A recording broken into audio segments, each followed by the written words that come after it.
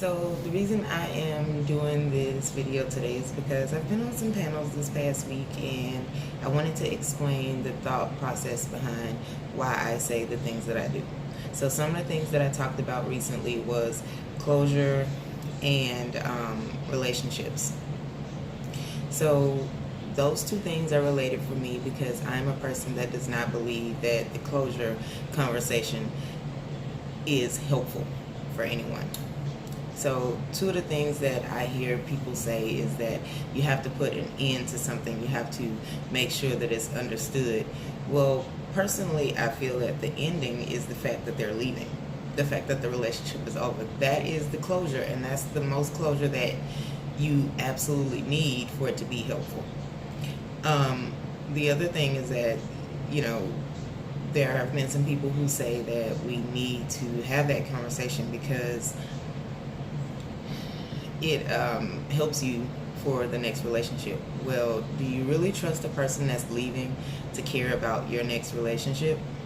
And even if they do, they can't be overly invested in it because that means that, well, if that's the case, why are you leaving?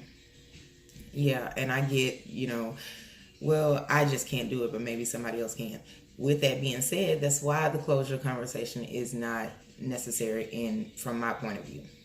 So the thing about closure is that as an adult, you should know that if you're doing something that's just inherently wrong or there are consequences to it that you can't handle or won't like, then why do the behavior in the first place? So it's not the first person that has told you that this behavior is wrong, unless you're, 10 years old or younger. It's not the first time that you've heard that behavior is undesirable. It's just you might have thought that maybe you should be allowed to do it, or that the other people were overreacting, which meant you disagree with the fact that the behavior is wrong. But either way, you are the person that chooses whether or not you keep doing that behavior going forward. So if this person is telling you that this behavior is just wrong all over in society, that's not the first time you've heard it, if they're telling the truth. It could just be their point of view. Maybe if you go to a different society, it would be something that's acceptable or, desired. Secondly, if it's a behavior that you could have stopped doing, you probably would have. I'm sure it's not the first time that person has told you that they don't like that behavior. I'm sure it's not the first time that they've asked you to stop or replace it. You either couldn't, or you tried and you failed and you weren't there yet, which means that they're tired, they're giving up, and so therefore, closure you already have. You already have that closure available. That conversation, most people enter it and they believe that, yeah, this is going to stop the pain, but it rarely does. It never stops the pain because you are still being told no for something, and we don't like to hear the word no. We tolerate it, we expect it, we accept it, but we don't look forward to hearing the word no. Otherwise, why ask the question? So you're given the power to destroy your foundation, or either to keep you in a good headspace to someone outside of yourself, which I feel that you are not being responsible for yourself. You're not awake and actively making a choice as an adult. You give that person that power and they're taking it and they're leaving. Why else are you having this closure conversation? Because you're hoping that they change their mind and they're going to stay, or are you having it because you know that they haven't changed their mind and you just want to know what the deal breaker was? Well, the time that you take to engage in that conversation, you are missing out on finding the next person. The next person might need and be looking for what you have to offer that was too much for that person. Overall, I just feel that breakups and relationships just mean that you were not this person's match. You might have thought you were. You might have grown apart. These are things that happen in life. Things, they live, they grow, they die.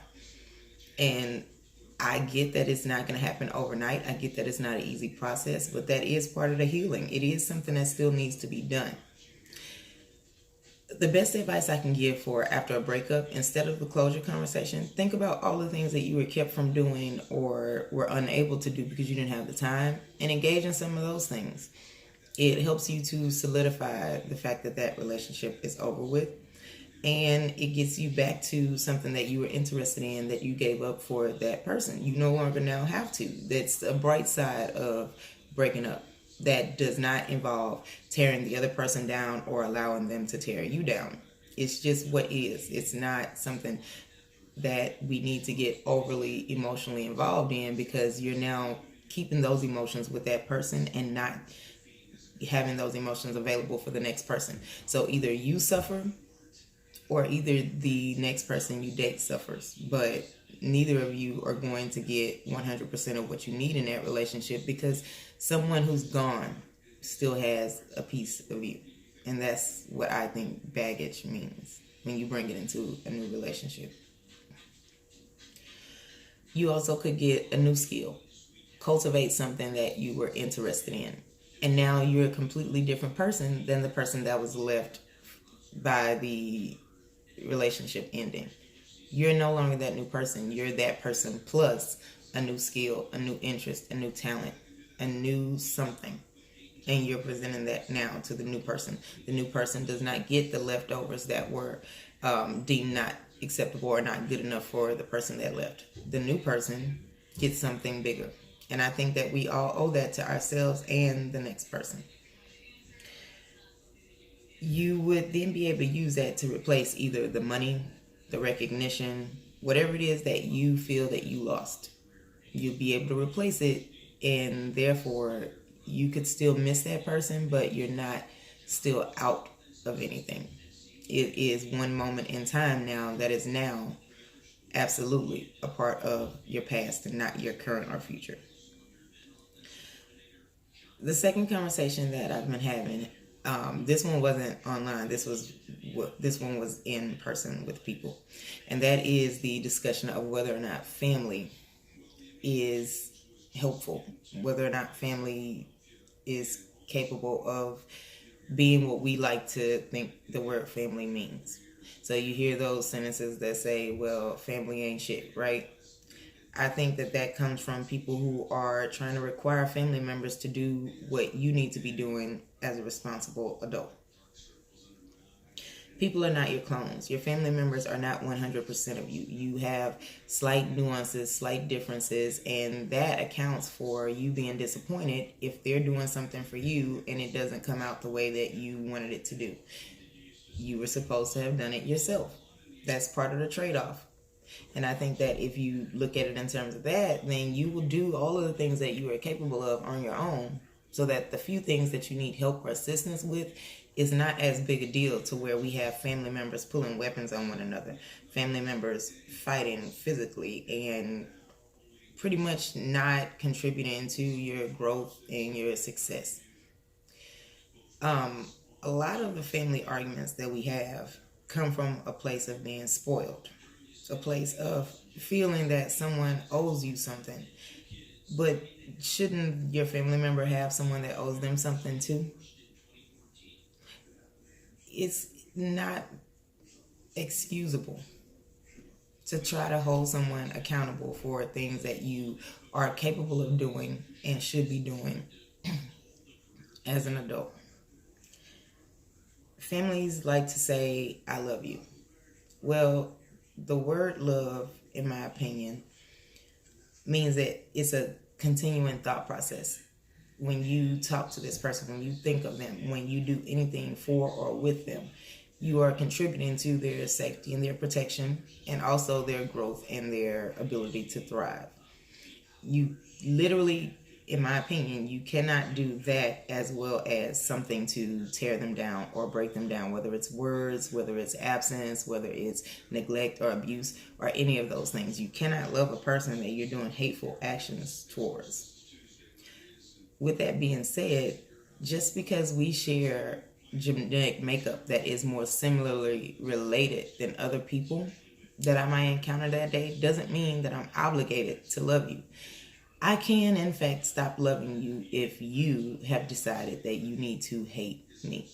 It is possible. Does it take work? Yes. But there can be an end date. It has an expiration date. Love expires. Just like other emotions. They get overwritten. They become less relevant and less intense.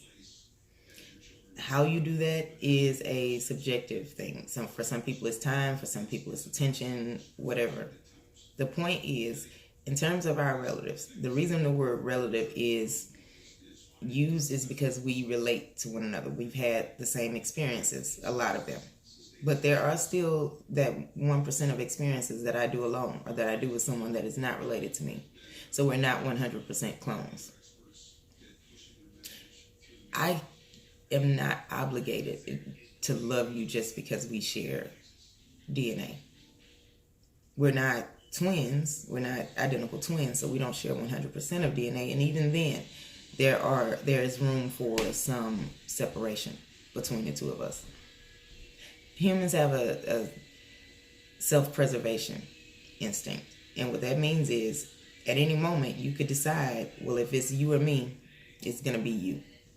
There are people that decide, well, if it's you or me, it will be me. But we have to hope that that's who we're interacting with. In terms of family, we were born in the same environment or through the same individuals. You still have to put in the work to earn love from someone, because it requires an active thought process and actions, choices in favor of someone's health and development. If you are unable to do that for me, I would be foolish to be able to do that for you.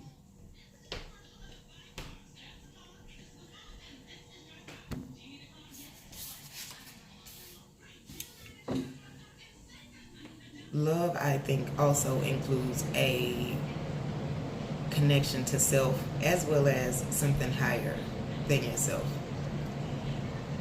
It is, in fact, separate outside of you after the first level of love. It may or may not be reciprocal. Finally, my thoughts on what we consider to be higher powers, the Most High, by whatever name you choose to use. I think it's important, and I think it's necessary in all of our lives to have someone or something that we regard as such. I do not think that it's a good idea to have it being regarded as something that is anything earthly.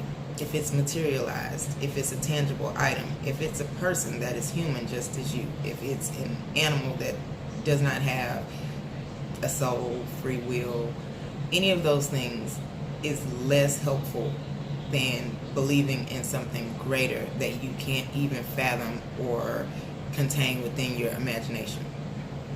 The reason for that is because when anything that you consider to be your higher power breaks, you break with it. That means that there are limits now to your capabilities. Your limits are now the limits of the ability and the survival of whatever you have placed in that position. It's the reason why we say we can't imagine what God might be thinking or what he might want for us. It leaves you open to be able to take new opportunities that are presented to you that you otherwise would not have been looking for. Someone outside of you can see something at times that you aren't able to see within yourself. And what that does is allow you to be strong enough to take that risk.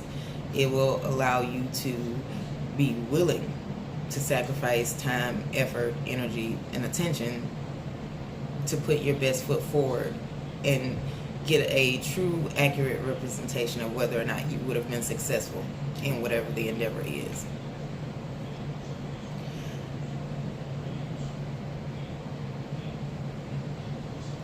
It helps us also to be able to see a bigger picture.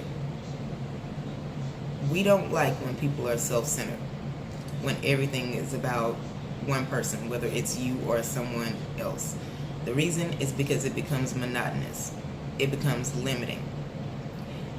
You are now inflexible, and that doesn't really help anyone but you or the person that you hold in such high regard. I have a theory on opposites. So when we talk about a higher power, I think that we should also talk about a lower power, the thing that bounds you like an anchor. that pulls you to the ocean floor and chokes and drowns you until you die, painfully as well. With that being said, any concept that is thought of or exists, its opposite is automatically created at that time. The opposite may not be attended to, it might not be cultivated, but it already exists. So the minute that love was introduced to any subject, hatred automatically became a concept as well. We choose, we vote, we put our resources behind the one that we want to grow and thrive. And when we want the opposite, or we no longer are invested in that, we withdraw our resources that we placed into it. So if you feel that you love something, right, you put your resources behind it. You want it to be maintained. When you are no longer interested or disagree with that survival, you take your resources back. If you now have a thought process of hatred towards that thing, you place your resources now into its very opposite. It's already been existed. It already was available. It just wasn't tapped into. If you are indifferent, you hold on to those resources and then you place them into something else when and if it comes along. Words such as can't or pain or over, they exist. And the reason they exist is because of our pleasure principle. When we're born, we're automatically seeking ways to survive. By us seeking a way to survive, a way for us to die exists, because we could literally not do those things to survive, or we could do things that are not helpful to our survival.